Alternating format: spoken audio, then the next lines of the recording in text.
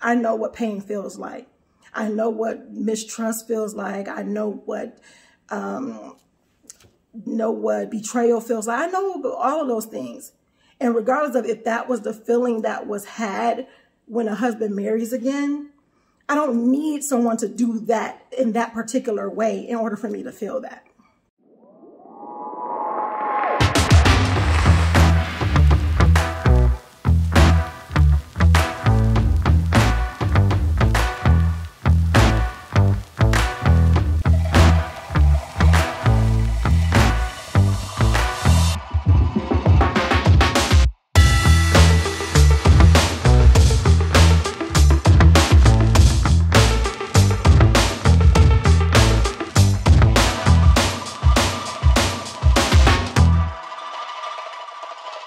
Assalamu alaikum, peace. It's Nyla, Coach Nyla, co-founder of Outstanding Personal Relationships, also co-author of Let's Talk Polygyny Uncensored.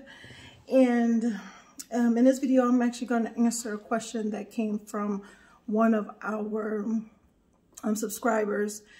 And it's very interesting. It's not an easy question to answer, but yeah, I'm going to try to answer it to the best of my ability.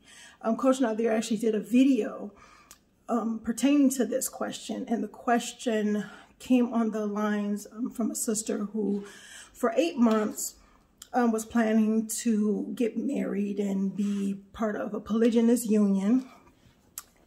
And after 8 months of the initial wife knowing about it and the planning and everything like that, after 8 months of that, into where it was going to be close to the nikah, the initial wife decided to take the kids, go to her mom's, and told the husband that is either me or her, and I don't want to deal with that. So, you know, you have to choose.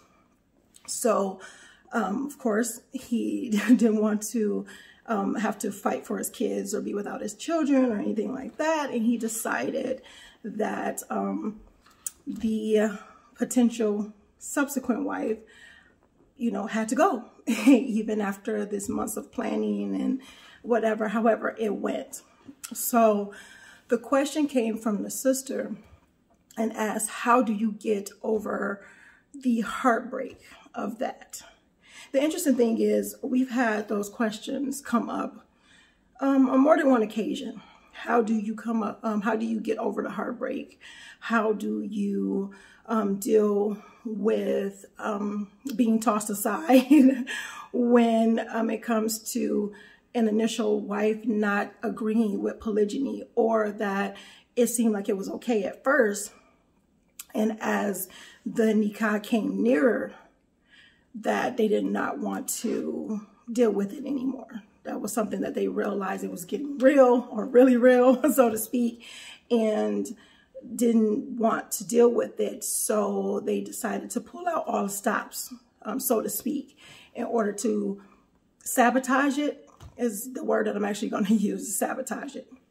I've seen a number of responses to this, and a number of the responses totally favored the initial wife, which I did a video a while back called First Wife, you know, Subsequent Wife in the First Wife's World, that allows this type of situation to not be shocking, so to speak. So, but I continue to state that we are all people. We are human beings. We all have feelings, whether you're a first wife, second wife, third wife, whatever wife you know, the timeline that you came into the marriage, you know, you're still a wife, period. Or you're still a human being, period. So you still have emotions, you still have feelings. The interesting thing is that we constantly hear that, you know, the first wife is the one who is entitled to her feelings, because, and it's not a versus, it's not a, you know, first wife versus second wife, or first wife versus subsequent wife, or anything like that. But we do have to talk about the real here. And we do have to understand that it is a first wives world, because it's mainly first wives out there. It is what it is. But the thing is, we've had a number of subsequent wives or potential subsequent wives or women who are actually looking to be subsequent wives who have a fear of being tossed aside if the subsequent wife, or I mean, if the initial wife does not agree with polygyny and threatens to take children away, threaten to divorce, threaten to do anything like that. Now, does the first wife have to agree with polygyny? No, she doesn't have to be a part of it, I guess I should say. But if she's Muslim, she has to understand, and wives period, we all understand as Muslim, that it's a possibility.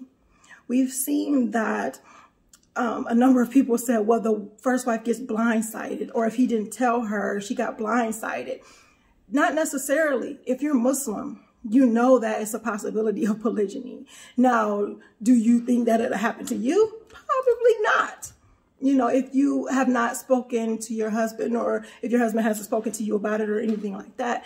But don't get that confused with that you don't know that polygyny is a possibility. Okay, so, and of course, if it becomes a possibility in your life as a wife that's already married, then you do have your options. You have your options of divorce. You have your options of, you know, staying. You have options. It's not that you're forced into anything. You do have that option. The thing is that, yes, you have to deal with some personal development, and you have to deal with certain issues. Okay, and I keep saying you have to. We actually really don't. You don't have to do anything. You could be angry, you could be bitter, you could be whatever. It doesn't really matter. But best practice, let's just say that, best practice is that, you know, you want to make sure that you are taking care of yourself, you know, being emotionally mature, emotionally intelligent, and learning how to deal with those different things. We all have challenges in our lives. Excuse me, we all go through challenges in our lives. And the thing is, I start hearing about, well, if the husband knows that she's going to be hurt, why would he do this? I know that my child is going to be hurt when I say that he can't have ice cream for breakfast, but he's still not going to have ice cream for breakfast. And I know people will say, well, that's not the same or anything like that. Hurt is hurt, regardless of how you want to put it on a schedule, I mean, on a level. Now, to my son, him not getting ice cream, his not getting ice cream for breakfast may be just up at the high level of a person, you know, an initial wife realizing that her husband wants to practice polygyny. Now, we can't say that because pain, hurt, or whatever, we all feel it, but it's relative. So the thing is that I know I had to give, you know, a little bit of caveat, or had to give a little bit of background or a little training before I tried to answer this question for this sister, because when it comes down to it, it's, you know, it is that versus. I've seen it a lot. I mean, being a subsequent wife in polygyny, I've been through it. So, I've been through it even with some of you guys who are watching this video right now, you know, with the verses. And it is what it is. I've come to the point to realize that people are going to be people regardless. People are going to have their own insecurities, their own feelings, their own ideas, their own whatever.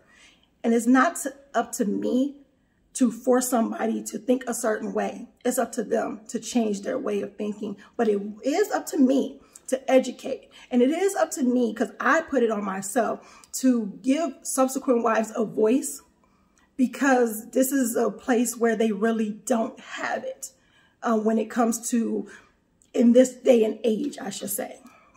So there were a lot of comments that said, well, you know, we as wives don't think, you know, our husbands are going to marry again, or we don't want them to marry again, or, you know, we don't want to share. So, you know, you have to understand, you know, we may have to pull out last ditch efforts in order to keep them. Now, Coach Nyla already talked about what that can actually do. You know, would that make your husband want to stay with you, or is he reluctant to stay in with you because he want to make sure that he has no issues with seeing his children? And how would that cause him to feel about you later on in life? You know, not because he couldn't marry again, but just because You became his enemy now by threatening to take what he loves away from him. And I'm going to do a video on that. It's a video coming up about wives as bullies. And it doesn't matter if you're first wife, second wife, any type of wife. I'm going to do a video on that as well, because that's a form of bullying, where you want to force somebody to do things your way, and it's your way or else. And you will take away things that give them peace, that give them joy, in order to make them do things that you want them to do. So that's that. That's neither here nor there about this specific answer on how do you deal with heartbreak. Here's the thing, you don't get over the heartbreak is what I'm going to say, because you have to look at it this way. There are a number of things that happen in our lives, and there are things that could be traumatic that happen in our lives. Think about if you were stood up at the altar, like you went to get married and your spouse or your potential spouse didn't show up at all, disappeared, ghosted you. That's not something you just get over. That's not something that, whether you're male, female, it doesn't matter. Whether you're the potential wife or the potential husband, it doesn't matter. But doesn't that stick with you? Wouldn't that stick with you? Wouldn't that put you in a position where you're questioning if the person that comes into your life later on is really there for you? Will it trigger something when you say, you know what? Okay, we're going to get married because this person says they want to marry you. And then you're like, okay, you know what? I don't know if I want to go through this again, because now I'm terrified that this person will leave me at the altar like the last person did. Is that fair? It cannot be fair. It's not me. It's not for me to judge. However, it's a possibility that will stick and stay. It's a possibility that those will be triggers. There are certain things that will cause these triggers, and it will change you and have you dealing with things in a different way. And it could cause people to be bitter. It could cause people to be overprotective. It can cause a lot of things, and it could cause a lot of strain, stress, and issues, because our feelings are important. And yes, if we're going to talk about first wife's feelings, we need to talk about husband's feelings. We need to talk about subsequent wife's feelings. We need to talk about the feelings of everyone involved, because we all have them. Whether we knew it coming in, whether we planned it out, whether we were quote unquote blindsided by it, we all still have feelings. I had a person tell me that when I become, well, if our husband was to marry again, then I will understand how it feels to, I will understand the pain that an initial wife goes through when the husband decides to marry someone else. And I'm going to tell you, it doesn't matter. It doesn't matter if he married again or any other thing. I know what pain feels like. I know what mistrust feels like. I know what betrayal feels like. I know all of those things. And regardless of if that was the feeling that was had when a husband marries again, I don't need someone to do that in that particular way in order for me to feel that. For one, if he married again, I already know that is a possibility. Even if I was an initial wife, I still know that's a possibility. My thing is, I want what I can control, I want to make sure that I give him the proper environment for him to be able to speak to me about it.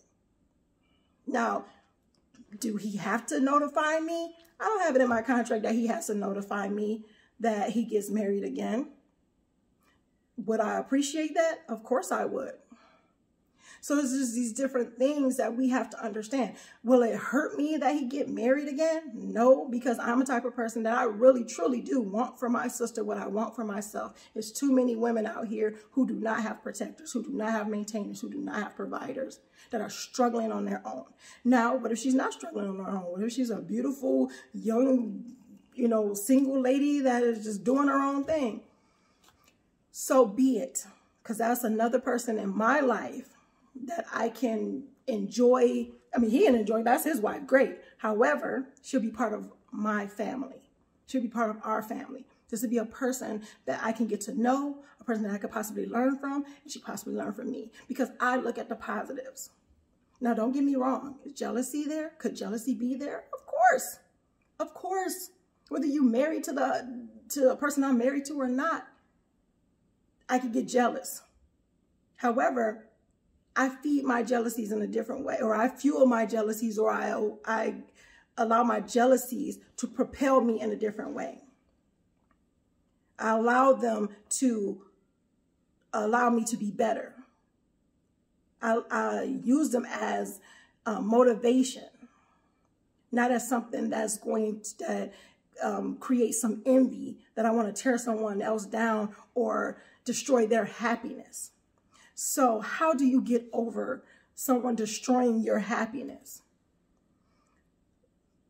The thing is, you have to work on you. To get over it, I don't know if you could ever get over it. However, you can allow it to not infect you. And how you allow it to not infect you is to know that you are a beautiful, amazing human being. And you work on being that amazing human being. If you're having some issues with realizing that, you go into personal development. You get a coach if you want to, make it to the next level. Or if you don't see, if you need someone else to show it to you until you get to see it for yourself. I usually tell some of my clients, borrow my belief in you until you believe in yourself. Borrow my belief in you. So you know what, if you have to get some people to believe in you and to feed that goodness in you, allow those people into your life. But make sure that you are allowing the good people into your life. And don't allow a lot of the negativity to destroy you. Don't put yourself down. Don't wonder, what did I do, or what could I have done better? Because you did what you did. And maybe right now, that's just not the person for you. And realize that as well. Believe in the qadr of Allah. Believe in, what's put out there in your path. But you still work on being the best that you can be. Because can't no one change that. The only person that can make you feel a certain way is you. So if you want to feel amazing, you can do that. If you want to feel crappy, you can do that too. And yes, there are different things that happen in our lives that can affect that.